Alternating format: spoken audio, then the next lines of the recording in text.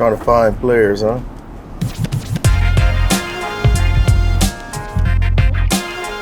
And I'm headed back over to the hood. We'll see the peeps before we got to finish up recruiting. Headed to South Central LA, and you know, when I come out here, I like to do a little sightseeing. I drive by the high school and I see things and it looks different, drive around the neighborhood. So right on my left, this is Gompers Junior High School. That was the auditorium right there. This is the main offices right here. Okay, Samuel Gompers Junior High School, home of the Bulldogs. Back then, growing up, you know, being a 7th, 8th, 9th grader, you know, you thought it was big because you wasn't as tall as big. You know, I've gotten to be 6 foot now. I wish I was 6 foot. And this is Locke High School, home of the Mighty Saints. It's some good times, man. Now when I come home, you know, my mom's not here anymore with us, so I make sure that I stop and see my aunt and visit with her and have a good time with them. So that's what I'm doing right now, pulling up at my auntie's yard, and we're gonna sit here and have a little powwow as a family.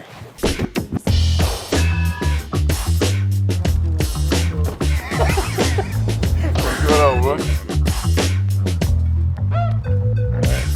How you doing? I'm good. Yeah. What's up, homeboy? You doing good? How you doing? All right. How you doing? Good. Good. Can't complain. We're in Los Angeles, California, South Central.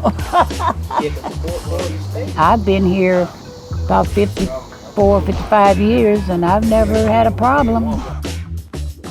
Wherever I go, I'm mama.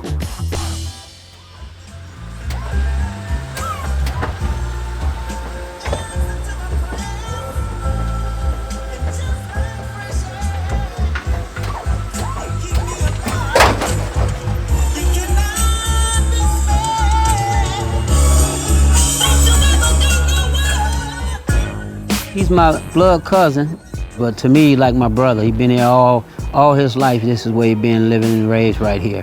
Oh, he was a good kid, super kid, never had any problems, liked to play sports. He got in little mischievous stuff, and I'd have to tap him every now and then, but he was basically a good kid. Man, you know what, I've had a lot of great players in my coaching career, man, and I had to rank Darian among the top. Matter of fact, he started playing football a year earlier than he should have. We told a story about his age, but he was so good, so strong and bad that we went on and put him up in there, and he's been excelling ever since then. He could do it all. He was a quarterback, safety, corner, ran punts, ran kickoff back. Yeah, he been getting recruited since he was in Pawana. When I tell you he was good, he excelled on every level when it came to football. Put the ball in his hand, he get the job done. We ran the option, and Tommy Osborne used to be the coach at Nebraska, and he got a chance to see Darian on film. And from that point on, he started getting a ton of letters from all different schools from all over. Oklahoma, Nebraska, Colorado, I mean, you name it, they were here in my living room. I think that the school that showed most interest was University of Colorado. I heard about Darian. He was a really highly recruited young man. I of course evaluated him very high. I didn't know that we would have any kind of a chance to get him.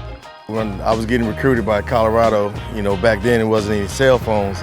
So when schools had to come by the house, they would always stop right here. And there was an outside payphone, so I went to call Darian. And I'm on the phone with him, dialing his number, trying to get hold of him, and a car drives by and fires 3 shots over my head. Coach Barnett is on the phone, and I guess he gets on a knee and he falls down to the ground, and Coach McCartney yells at him, "Come on, Barney, get up, we gotta go." So me and my uncle, we drove down the street and we came and escorted him back into my neighborhood, and the rest is history, you know. But it started right here with the phone call from them, the drive-by shooting.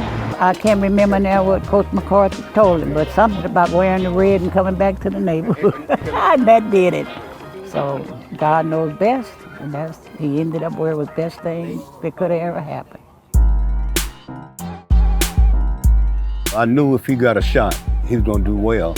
There he is, Darian Hagan. The first game I watched him play, I was kind of skeptical because they were so small. He may go all the way. But man, could he run that option? Explosive debut by Darian Hagan here. In my opinion, Darian Hagan made Colorado what it is today. He was maybe the single biggest, Hagan's got it. The pitch, touchdown. most important person other than Bill McCartney. I had the opportunity to coach him from the time he walked in until the time he left. I had him all those years. And when I came back as the head coach, I could not think of anybody that I would want more than Darian Hagan being around my players and being around young players coming in. Now that he's coaching football, and for him to come back into the inner city to give the kids opportunities and chances, it's huge. It means a lot, especially when you was raised and born around here and you make it well, do well in your life, and you come back to try to give everybody, other people's kids an opportunity. We have a lot of gang violence in this community. And believe it or not, a lot of kids doesn't get out. They don't make it out. And at the time, sports was the only way a lot of kids could see that they could get out of the community. And once Darian got latched on to football at Locke High School, he just took off. He came to Colorado, fell in love with it, and here he is, still today coaching. In order to get the things you want, you got to work hard for it.